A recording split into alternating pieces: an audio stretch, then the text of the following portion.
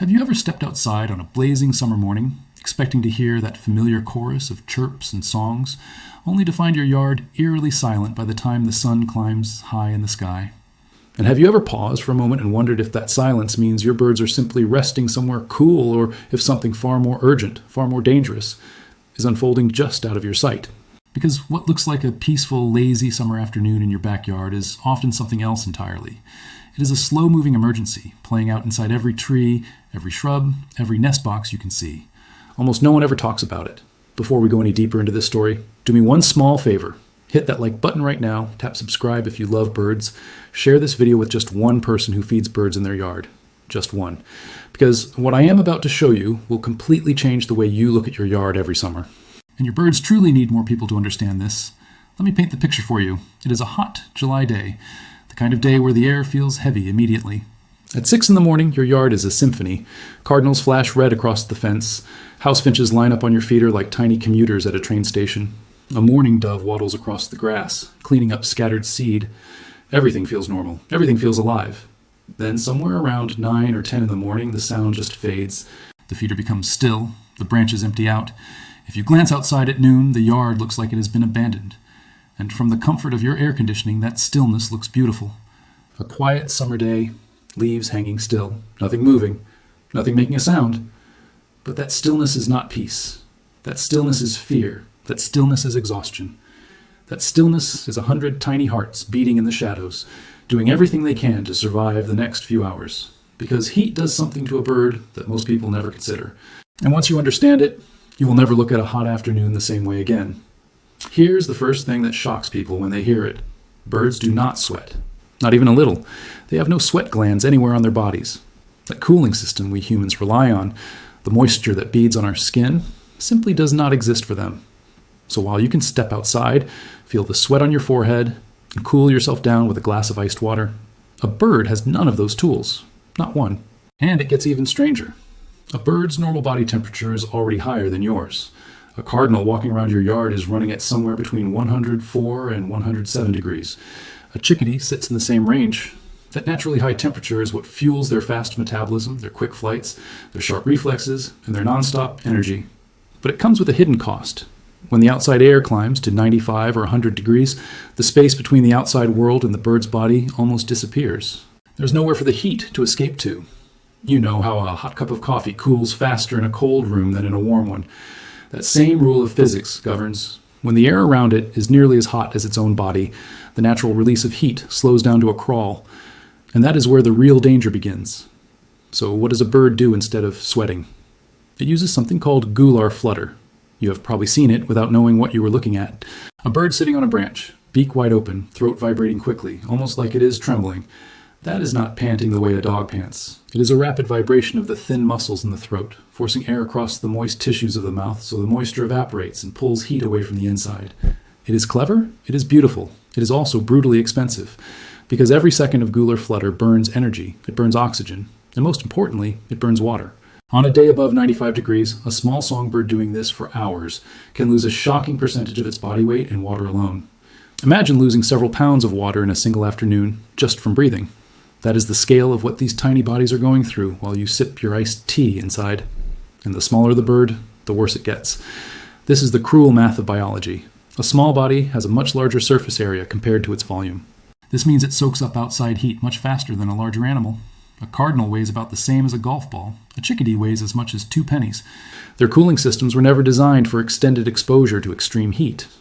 A few minutes in direct sun on a triple-digit day can push them past what they can handle. And no amount of gular flutter can save them once that line is crossed. Now let me talk about the strange little behaviors you have almost certainly seen in your yard. The ones that made you tilt your head and quietly wonder if something was wrong with the bird you were watching. Have you ever spotted a bird sitting with wings held out? Not flapping, not preparing to fly, just holding them a little away from the body? Most people see that and immediately assume the bird is hurt or exhausted. It is not. That posture has a name. It is called wing drooping. And it is one of the most elegant survival tricks in the entire natural world. Underneath wings there is bare skin. Blood vessels sit close to the surface. Feathers act as insulation, so when a bird holds its wings tight against its body, that heat stays trapped inside. But when the wings lift just slightly, the hot air trapped near the skin escapes, and even a gentle breeze can pull heat away from the blood flowing right underneath. It is the bird version of unbuttoning your shirt on a summer afternoon. It is not weakness, it is not injury, it is engineering, quiet and perfect. You may have also noticed something else, and this one really confuses people. A bird sitting perfectly still with its feathers pressed flat against its body, looking sleek and thin. In winter, birds puff their feathers out into a fluffy ball to trap warm air.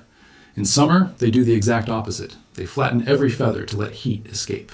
So the bird you thought looked underweight or unwell is actually doing exactly what it is supposed to do. It is dumping heat as quickly as its body will allow. And then there is the biggest mystery of all, the one you have watched unfold 100 times without recognizing it. The disappearance. You fill your feeder and watch. And then by mid-morning, the yard just empties. Not slowly, not gradually, almost all at once. And it stays empty for hours, sometimes deep into the late afternoon. You might have assumed the birds moved on to better food somewhere else. You might have wondered if a hawk passed through and scared them off. You might have thought your seed had gone stale. None of those things are true. The truth is quieter and far more powerful. Every single bird has done the math. They arrived at the same answer. Movement makes heat. Flight is one of the most energy-hungry activities in the entire animal kingdom. Even short little trips generate internal warmth. And on a day when their cooling systems are already stretched to the limit, moving even a little bit could be the difference between surviving the afternoon and not. So they stop. They tuck deep into the shadiest parts of your trees and shrubs. They press themselves against the coolest bark they can find. They hold still, almost impossibly still. And they wait. Wait for the sun to slide lower. Wait for the air to soften. Wait for the world to give them permission to move again. That silence in your yard at noon is not absence. It is discipline. It is survival strategy carved into their bones by millions of years of evolution. It is beautiful in a way that only becomes visible once you know what you're looking at. All right, take a quick breath with me here. If this is making you see your backyard in a whole new light, do me a favor and drop the word silence in the comments below. Just that one word. It helps this video reach other bird lovers who need to hear this before the next heat wave hits their yard. And while you are down there, hit subscribe. Make sure that button is glowing, because the next part of this story is the one that hits people the hardest. Because so far we have been talking about adults. The ones who can choose where to sit, the ones who can find shade, the ones who can wait it out. But there is another group with no choices. Their fate is being decided minute by minute inside the very nest boxes you may have put up in spring with so much love and hope. Baby birds cannot regulate their own temperature. Not yet. Their little bodies are still learning that skill. In the cold days of early spring, parents sit on them for warmth. But in the burning days of late June and July, the exact opposite problem takes over. The nest is not too cold. It is dangerously, deadly hot. Researchers who have placed sensors inside wooden nest boxes on hot summer days have recorded interior temperatures reaching well above 110 degrees Fahrenheit. A dark-colored box sitting in direct afternoon sun can climb even higher than that. Now imagine being a tiny, featherless nestling with no ability to fly. You have no ability to leave, no ability to sweat, and no way to tell your parents to move you. You are just sitting there in a wooden oven. What the parents do next is one of the most moving behaviors in the entire natural world. And almost no one ever sees it. The parent lands at the entrance. But instead of climbing inside to sit on the babies the way it did in April, it does something entirely different. It stands over them, wings partially spread, body upright, feet planted firmly, and it becomes a living umbrella for hours in the full blaze of the afternoon sun. That parent is a shield, blocking the sunlight from hitting the babies, absorbing the heat itself, taking the burn so that its chicks do not have to. The cost is almost unbearable. While the parent is standing guard, it cannot forage, it cannot feed, it often cannot even drink. Its own cooling systems are being pushed to the absolute limit. It protects the next generation. Studies on eastern bluebirds have shown that when temperatures climb above 95 degrees, nestling deaths rise sharply.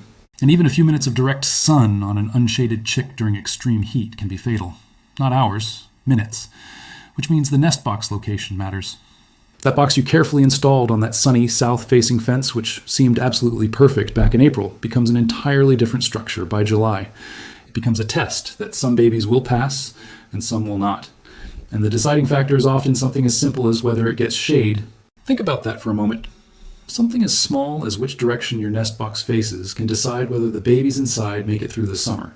That is the kind of quiet responsibility we hold when we invite birds into our yards. Now let me talk about water, because this is another place where good intentions and old assumptions can lead people down the wrong path. Most people believe that birds visit baths to drink. Some do drink from them occasionally. But drinking is not the main reason birds seek out water on a scorching day. They get water from food. Juicy insects, ripe berries, moist fruit, fresh green shoots. All of it delivers hydration alongside nutrition. What a bird bath actually provides is evaporative cooling.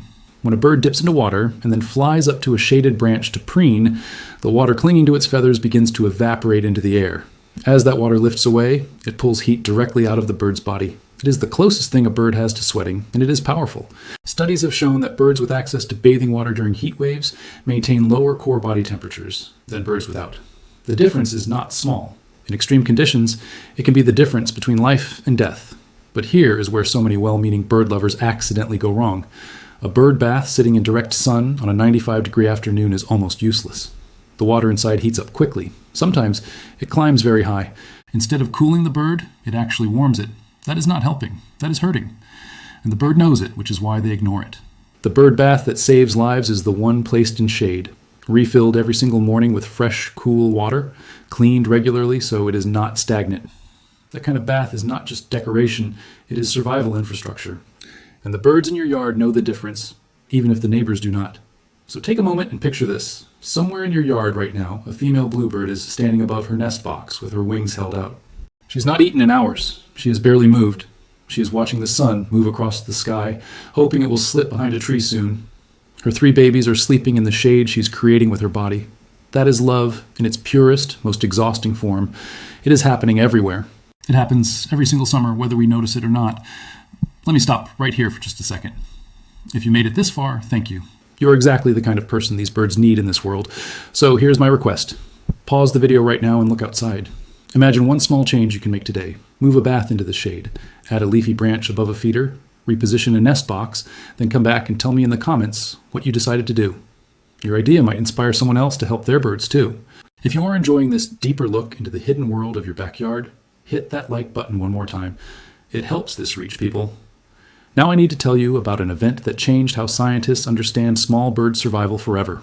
Because everything has one hidden assumption, that most heat waves stay within the range birds can handle. That is usually true. But in late June of 2021, something happened. It showed us just how narrow that survival window really is.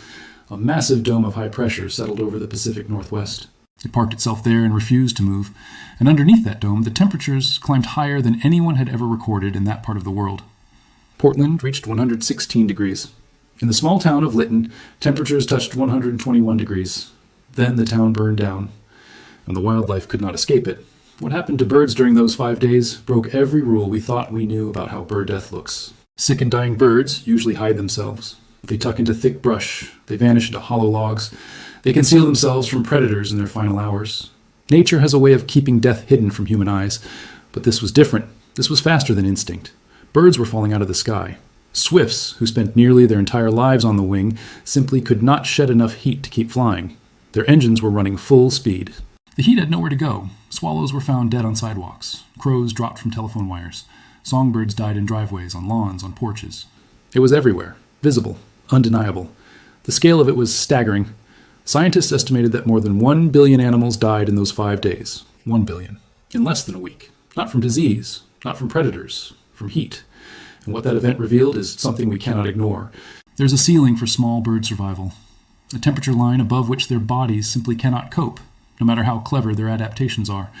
And that ceiling is not as high above ordinary summer conditions as most of us assume. The 2021 heat dome blew past it violently. But even a normal July afternoon in many parts of the country puts birds close to the edge of what they can handle. And those extreme days are becoming more frequent, not less, which means the small choices you make in your yard are no longer just gardening decisions. They are not just about aesthetics or hobby. They are choices that shape whether the birds in your neighborhood survive the next heat wave. Where you place your bath, how often you refill it, which direction your nest box faces, where the shade falls in the afternoon, what kind of tree cover your yard offers when the sun is at its peak. All of it matters. All of it counts. All of it adds up. Let me take you a little deeper into the world of some of the specific backyard birds you probably see most often in your own garden. Because their stories during a heat wave are all a little different, and understanding them will help you help them. The northern cardinal is very aware. Because he is bright red and highly visible, he is also a target for predators, which means he cannot afford to make bad decisions. On a hot afternoon, the male cardinal will retreat deep into the interior of dense shrubs. He will pick the exact spot where shade is thickest. He picks where airflow is best. He will sit there almost motionless for hours. If you have a cardinal pair, plant or protect a shrub. A viburnum, a holly, or a hawthorn can be one of the most powerful things you do for their survival. The black-capped chickadee has it tough. Because chickadees are so small, they overheat much faster than larger birds. They also nest in cavities, and those cavities can turn into ovens. If you have chickadees, they are the ones most in need of shaded water and afternoon cover. They like shallow saucers, low to the ground. The American robin, the classic lawn-hopping bird, faces a different problem. Robins spend a lot of time on open ground, hunting worms and insects. In extreme heat, the ground itself becomes an oven, radiating warmth upward into their bodies. This is why you see robins retreating into shady beds. They might stand at the edge of a sprinkler if one is running. If you leave one small section of your yard moist, they will find it. It may be the safest patch of ground in your whole neighborhood.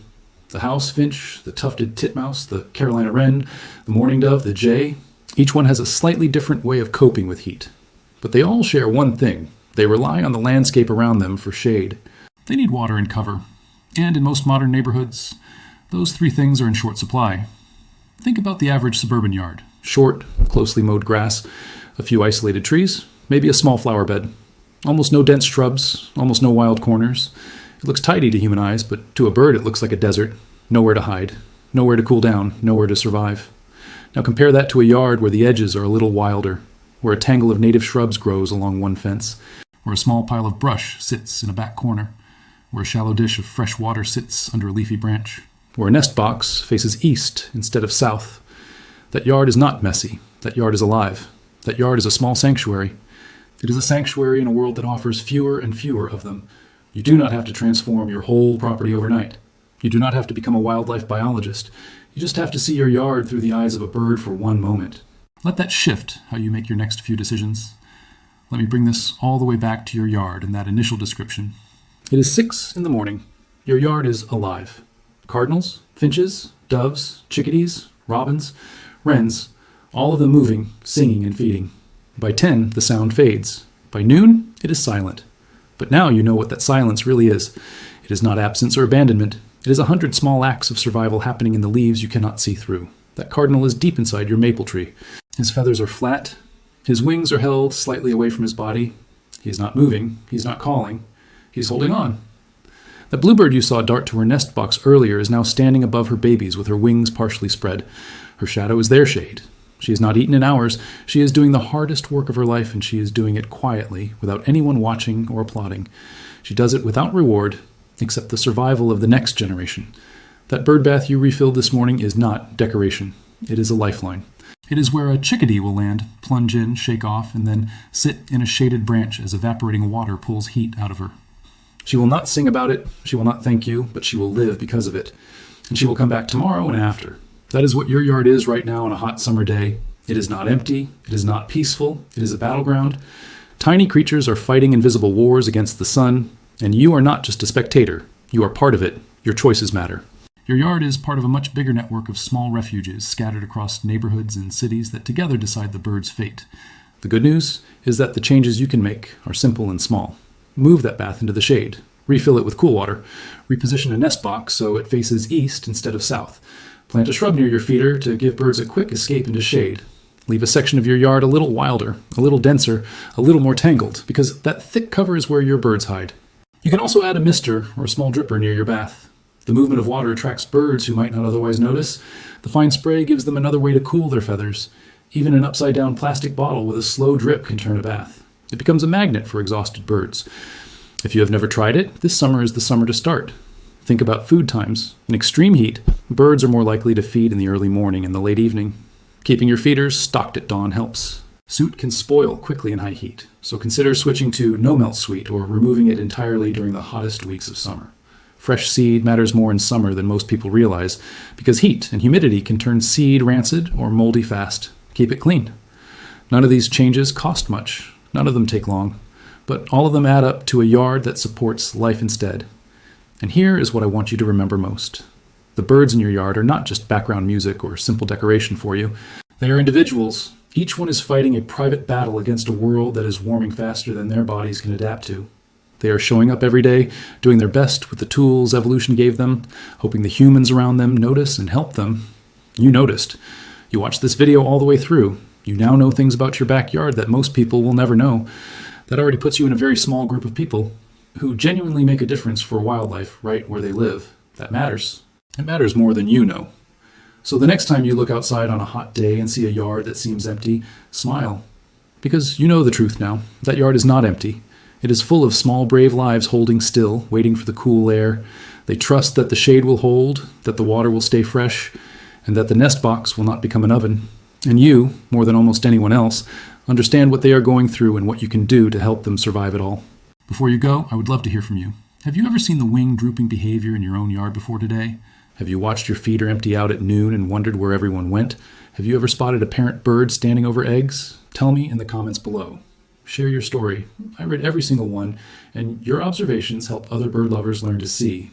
And if this video moved you even a little, please share it with one friend, one neighbor, or one family member who feeds birds. Because the more people who understand what is really happening, the more birds will make it through the next heat wave. That is change. It happens through small yards, one after another, quietly becoming safer places for the wildlife that shares them with us. It starts with you. I will see you in the next one. Until then, keep watching. Keep listening. Keep noticing the small things. And keep making a difference. Make your yard a place where survival is a little bit easier for the tiny lives that share it with you. They need you. Because they are counting on you, even if they never say a word.